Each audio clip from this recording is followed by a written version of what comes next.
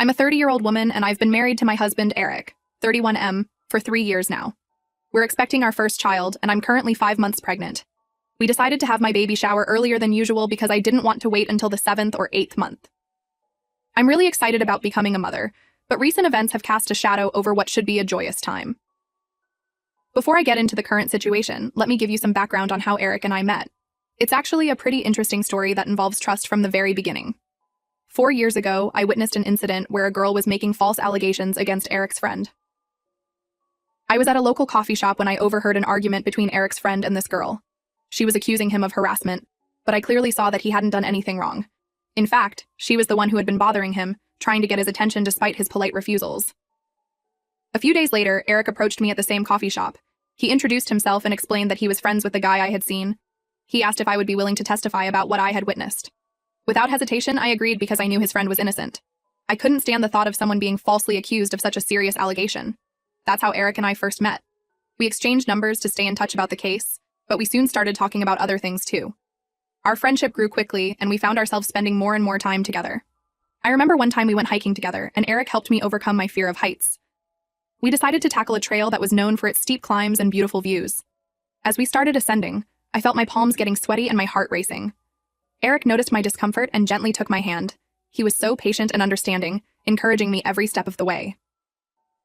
When we finally reached the lookout point, the view was breathtaking. As I stood there with Eric's hand still in mine, I realized I was falling for him.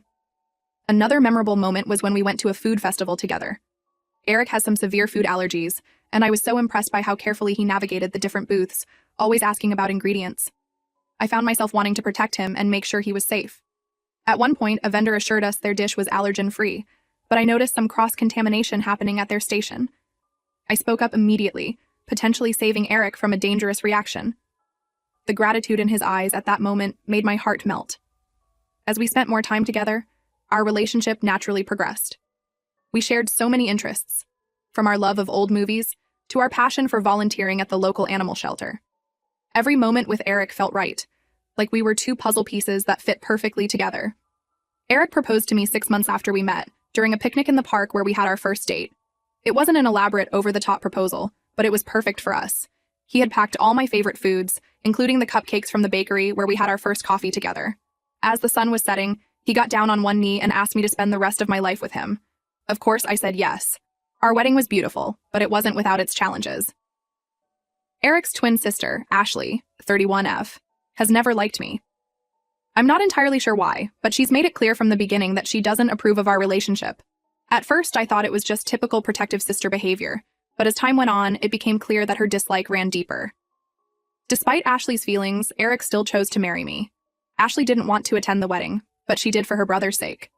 I can still remember the cold look she gave me as I walked down the aisle. It was a stark contrast to the love and joy on Eric's face. Ashley has been in a relationship with John, 34M, a divorcee, for about a year now. John has a son, Daniel, 7M, who's a really sweet kid. I actually get along well with John.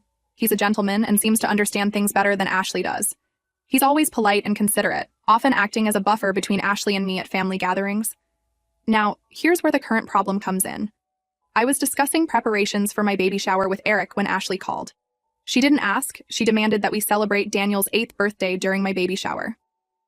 Apparently, Daniel's birthday is 3 days after my shower, and Ashley doesn't want to pay for a separate celebration. She said if she had to celebrate later, she'd have to make an equal contribution, so she wanted us to accommodate Daniel's birthday during my shower. Then she hung up without even waiting for my response. I was left staring at the phone in disbelief, trying to process what had just happened. I was shocked by her behavior and immediately told Eric about it. He was just as surprised and upset as I was. We both agreed that this was completely unreasonable. My baby shower is supposed to be about celebrating our upcoming child, not about saving Ashley money on her boyfriend's son's birthday party. Eric and I spent hours discussing how to handle this situation. We both felt torn. On one hand, we didn't want to cause more family drama, especially with a baby on the way. On the other hand, we felt that giving in to Ashley's demands would set a dangerous precedent. We considered several options. Maybe we could have a small celebration for Daniel at the end of the baby shower? But that felt like it would take away from both events. Perhaps we could offer to contribute to Daniel's birthday party if Ashley held it separately? But why should we have to pay for her to do the right thing? In the end, Eric and I have decided to talk to his parents about this. We're hoping they might be able to reason with Ashley, or at least support our decision to keep the events separate. If Ashley doesn't back down, we're considering uninviting her from the baby shower altogether. I feel terrible about potentially excluding Daniel, who's innocent in all this. He's such a sweet kid, and I know he'd be confused and hurt if he couldn't come to the baby shower. But I don't see how we can have Ashley there if she's going to be so disruptive and selfish. This whole situation has added so much stress to what should be a happy time. I'm worried about the impact all this tension might have on my pregnancy. My doctor has already warned me about keeping my stress levels down, and this is certainly not helping. I can't help but wonder if I'm overreacting. Am I being too sensitive because of the pregnancy hormones? Should I just give in to keep the peace? But then I think about how this is just one in a long line of inconsiderate actions from Ashley, and I feel angry all over again. Eric has been incredibly supportive throughout all of this. He's made it clear that he's on my side and that he won't let his sister ruin this special time for us. But I know it's hard for him too. Despite everything, Ashley is still his twin sister, and I can see the pain in his eyes when he talks about possibly having to uninvite her. So, Reddit, Aida for refusing to combine my baby shower with my nephew's birthday celebration? Am I being unreasonable, or is Ashley out of line? How would you handle this situation? I could really use some outside perspective on this. First update. It's been about 2.5 months since my original post, and a lot has happened. I want to thank everyone for their support and advice. It really helped Eric and me navigate this difficult situation. After Ashley's phone call, Eric and I did talk to his parents as we had planned. They were just as angry and embarrassed by Ashley's behavior as we were. They couldn't believe she would try to hijack my baby shower like that. Eric's mom was particularly upset, saying she had raised her children better than that. His dad, usually the quieter one, was visibly disappointed in Ashley's actions. We also told John about what happened. He was furious with Ashley, but interestingly, that wasn't what led to their breakup. After learning about Ashley's demand, John had a heated argument with her. He told her that if she couldn't be fair to his son, she should reconsider their relationship.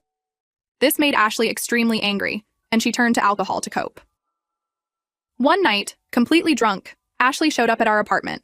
It was late, around 11 p.m., and Eric and I were getting ready for bed when we heard aggressive knocking on our door. When Eric opened it, Ashley stumbled in, reeking of alcohol. She started yelling incoherently, her words slurred, but the anger in her voice clear. She began arguing with me, getting more and more aggressive. She accused me of stealing her brother, of ruining her family. I tried to calm her down, to reason with her, but she was too far gone. Things escalated quickly, and before I knew it, she had punched me in the face. The shock of it stunned me for a moment. Eric was furious and had to physically restrain her as she tried to lunge at me again. I wanted to call the police. Ashley had assaulted a pregnant woman, me, and I was scared for my baby's safety. But something held me back. Maybe it was the memory of the little girl Eric had told me about, the sister he had grown up with and loved. Instead, I called John. When John arrived and saw what had happened, he was horrified. He took one look at my bruised face, at Ashley struggling against Eric's grip, and made a decision. He broke up with Ashley on the spot, telling her that he couldn't be with someone who would endanger a pregnant woman, let alone her own family. In the days that followed, Ashley's drinking got worse. She would call me when she was drunk, hurling abuse and insults. She blamed me for John leaving her, for ruining her life. Other times, she would call Eric and yell at him for being a coward who was afraid of his wife. It was a really difficult time for everyone. Eric was torn between his love for me and his concern for his sister. I could see the toll it was taking on him. He wasn't sleeping well, constantly worried about what Ashley might do next. We installed a security system in our apartment, just in case she tried to break in. The situation came to a head one night when Ashley, completely intoxicated, got behind the wheel of her car. She ended up crashing into her parents' house because she couldn't control the vehicle. The sound of screeching tires and crashing metal woke the whole neighborhood. Eric's parents rushed out to find Ashley unconscious in the driver's seat, the front of their house a mess of broken bricks and shattered glass. Thankfully, no one was hurt, but it was the wake-up call her parents needed. They realized they had to take drastic action and decided to put Ashley in rehab. It wasn't an easy decision, but they knew it was necessary. Ashley fought against it at first, but eventually, she agreed to go. Despite everything that had happened, I felt sad for Ashley. I could see that she was struggling and needed help. The Ashley that had done these terrible things wasn't the real Ashley. She was buried under layers of anger, resentment, and alcohol. I even encouraged John to visit her in rehab, thinking that having support might help her recovery. To his credit, John agreed, saying he was open to reconciliation if Ashley genuinely tried to become a better person. He still cared for her, despite everything that had happened, and he knew that Daniel missed her too. Over time, Ashley started to show signs of improvement. She began to engage with her therapy and seemed committed to getting sober. It's been a long and difficult process, but we're starting to see glimmers of the old Ashley, the person she was before all this negativity took over. Eric and I have been visiting her in rehab too. The first few visits were awkward and tense. Ashley couldn't look me in the eye, ashamed of what she had done. But slowly, we've started to rebuild our relationship. She's apologized multiple times for her behavior, especially for hitting me. I can see the genuine remorse in her eyes. As for me, I'm now in the final stages of my pregnancy. My due date is approaching quickly, and the baby could arrive any day now. Despite all the drama with Ashley, Eric and I are more excited than ever to welcome our little one into the world. We ended up having a beautiful, drama-free baby shower. Ashley wasn't there, of course, but we did invite John and Daniel. It was a lovely day filled with love and support from our friends and family. Daniel was a bit confused about why his aunt Ashley wasn't there, but John explained it in a way he could understand. Looking back, I'm glad we stood our ground about not combining the baby shower with Daniel's birthday. It would have been unfair to both Daniel and our unborn child to try to merge the two celebrations. We ended up attending Daniel's birthday party a few days after our baby shower. It was a small, intimate gathering, and Daniel seemed to have a great time. The whole experience has taught me a lot about family, forgiveness, and the importance of setting boundaries. It hasn't been easy, but I believe we're all coming out stronger on the other side. As we prepare for the birth of our baby, I'm hopeful that things with Ashley will continue to improve. Maybe, just maybe, by the time the baby arrives, we'll all be in a better place. Eric and I have already decided that we want Ashley to be a part of our child's life, but only if she can maintain her sobriety and continue to work on herself. The journey ahead won't be easy, but I'm optimistic. We've weathered this storm as a family, and I believe we can face whatever comes next. For now, though, my focus is on bringing our little one into the world safely. Everything else can wait. Update 2. It's been 3 months since my last update, and I'm happy to report that things have taken a turn for the better. I'm writing this update from Ashley and John's wedding reception, which is something I never thought I'd be able to say. After my last update, Ashley continued to make progress in rehab. She committed herself fully to the program and worked hard on her sobriety. As she became more clear-headed, she started to realize the harm she had caused to her relationships, especially with Eric and me. About a month after my last update, I gave birth to a beautiful baby girl. We named her Lily, and she immediately became the center of our world. To our surprise, one of our first visitors in the hospital was Ashley. She came with John and Daniel, bearing flowers and a heartfelt apology. Ashley broke down in tears when she saw Lily. She apologized for everything: the baby shower incident, the drunk driving, the physical altercation, and all the hurtful words she had said. It was clear that she was genuinely remorseful and wanted to make amends. Over the next few weeks, Ashley continued to visit us. She was always sober, always respectful, and seemed to genuinely want to be a part of Lily's life. Slowly but surely, we started to rebuild our relationship. As Ashley continued to show improvement, her relationship with John also began to heal. They started dating again, taking things slow and putting Daniel's needs first. It was beautiful to see how Ashley's renewed focus on sobriety and personal growth positively impacted their family dynamic. Which brings us to today, Ashley and John's wedding. It's a small, intimate affair, but it's full of love and joy. Lily, now 3 months old, is here too, gurgling happily in her little flower girl dress. Looking around the reception, it's hard to believe how far we've all come.